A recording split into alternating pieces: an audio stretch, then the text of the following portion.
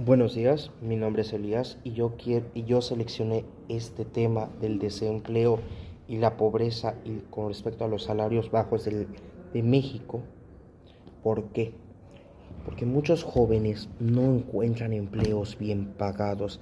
Enfrentarse a la vida es muy complicado. Hay mucha gente graduada, pero ¿qué pasa? Terminan en trabajos nefastos. ¿Por qué? Porque acá en México no hay tantas oportunidades. Yo lo decidí seleccionar porque yo estoy estudiando una carrera llamada negocios internacionales y en cierta parte yo, mi sueño era ser médico. ¿Qué pasó? Que realmente yo no tengo las habilidades para ser cirujano. Entonces, si yo fuera oncólogo, me iban a pagar una miseria a solo dar a 1,000 pesos la consulta o darla en menos porque hay mucha competencia. Nada, ya no hay incentivación. Ahora, les voy a explicar las causas y las consecuencias que esto tiene. De acuerdo al método de medición integrada de pobreza, se compone de los siguientes elementos: la vivienda, la salud, la seguridad social, la educación, la telecomunicación, el tiempo, los bienes durables, el agua y drenaje y los ingresos. El PIB per cápita en México en el año 2025 llegó a ser de $13,000, lo que consideraríamos demasiado poco en comparación con Mónaco, Suiza, que tienen ingresos por encima de $250,000, $100,000.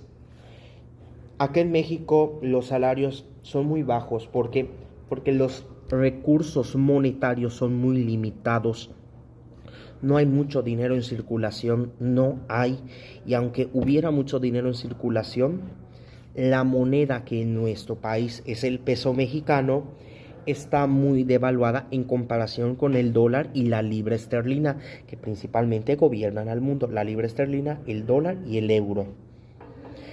México, con respecto al tipo de cambio, estamos muy pocos, no podemos comprar tanto. Otro factor que se involucra es la inflación. Con las medidas que tomó Andrés Manuel López Obrador y Claudia Sheinbaum en el último sexenio, esto ha provocado un incremento de pobreza. ¿Por qué? Porque tienen que subir las cosas como los bienes básicos, para poder pagar a los empleados, y claramente al encarecerse hay menos empleo disponible porque las empresas ya no pueden competir, ya no tienen tantos recursos monetarios, se les reduce por las medidas que han habido del incremento de salario. Otra cosa, la vivienda. Yo, desde mi punto de vista privilegiado, aclaro, punto de vista privilegiado, porque a mí desde niño yo tuve una casa, pues viví con mi mamá, tuve una casa, o sea, esta es una ventaja de nacimiento. Una persona que vive en pobreza extrema porque no tiene casa, siempre y siempre se le hará demasiado difícil salir adelante porque su principal necesidad es comer o vivir bajo techo, y las casas llegan a ser carísimas en renta. Ahora, la gente que renta porque no tienen propiedades también es un sector, porque quiere decir que si se le aumenta la canasta básica, también apeligran su economía. El tema de la salud. La salud, muchas veces si te enfermas de cáncer te vas a la quiebra. La gente tiene que vender su casa y si no vende su casa, se muere. Porque los programas sociales, las instituciones gubernamentales muchísimas veces no dan calidad y no hay disponibilidad de medicamentos. Entonces la gente tiene que pagar por el medicamento. La seguridad social solo en Yucatán es seguro. El resto del país no.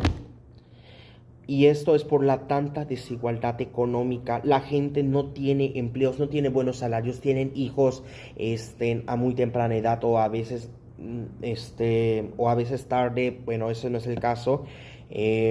No tienen oportunidades porque no nacieron con una ventaja, porque se les encareció la vida, las asaltaron.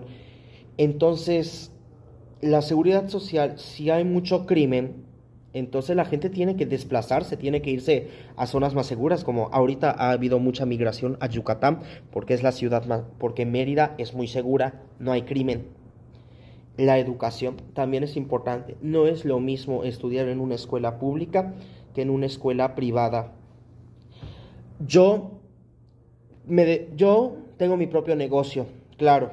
Igual estudiar en escuelas privadas te beneficia en cuestiones de contactos. ¿Por qué? Porque estás con gente de clase adinerada. A cambio, en las escuelas públicas la mayoría es gente pobre. No puedes sacar una ventaja competitiva a nivel financiero. Tal vez esclavizar si es lo que quieres, pero en cuestiones de negocios no. Además, yo me dedico a las criptomonedas. Sin embargo, para que yo hubiera aprendido sobre las criptomonedas, yo pasé por escuelas privadas y en una de ellas pues escuché el término de las criptomonedas, me llamó la atención y decidí meterme al trading. Pero en una escuela pública no se toman esos temas. Al igual, la SEP no ha hecho a las personas para que sean independientes económicamente, sino para que pidan empleos, y los empleos son mal pagados, la mayoría son mal pagados y no les queda de otra porque hay muchísima competencia. Otro factor, las telecomunicaciones, pues acá las relaciones públicas que hay en México son nefastas con Estados Unidos. Entonces, por eso, aunque tú migres a Estados Unidos, ya no te van a contratar porque hay mucho odio y las relaciones públicas van acá reduciendo. Igual esto puede causar que la gente compre menos de manera internacional y nuestro país se queda con menos PIB per cápita. Eh, Quiero igual mencionar que el agua igual es importante. ¿Por qué es importante? Porque hay muchas zonas donde son desérticas, porque habita mucha sequía, el clima, y no hay cultivos, no hay economía, la gente se muere por sed, porque realmente te puedes morir con sed, el ser humano solo aguanta 2 días, y el índice de pobreza en México ha llegado a ser de más de 65% de la población. Entonces, yo elegí este tema porque principalmente yo estoy estudiando la universidad y obviamente cuando acabe la universidad, obviamente voy a quedar desempleado, pero yo ¿qué hago? Mi plan de negocio, pues yo me dedico a criptomonedas desde muy joven, desde muy joven. Entonces, mi propuesta para ayudar a estas personas, porque realmente el nivel de calidad de vida es muy reducido, yo propongo esto. Yo quiero poner algún curso de trading, tal vez gratuito, dar clases en escuelas públicas o donde sea, donde haya gente pobre, y enseñarles que solo porque la realidad de hacerse rico es o porque naciste rico, o porque te dedicas a inmuebles, o porque te heredaron algo, o sea, herencia, o porque tus negocios son ilegales, o tal vez tuviste ventaja de nacimiento. Y la realidad financiera para hacerse ricos son con las criptomonedas. La verdad, con las criptomonedas. Ahora, otra cuestión que acá involucra, porque también hay factores de pobreza acá en México, por las altas tasas de impuestos.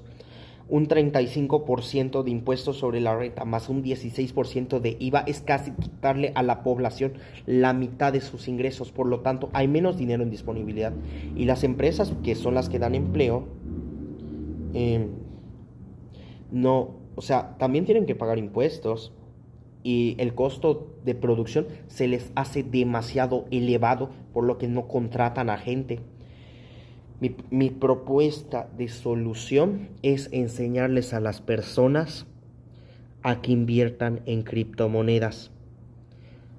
¿Por qué? Porque las criptomonedas pueden subir mucho, también pueden bajar, pero obviamente estudias el mercado financiero para que te vaya bien económicamente y no tengas que pedir un empleo que te paguen muy poco.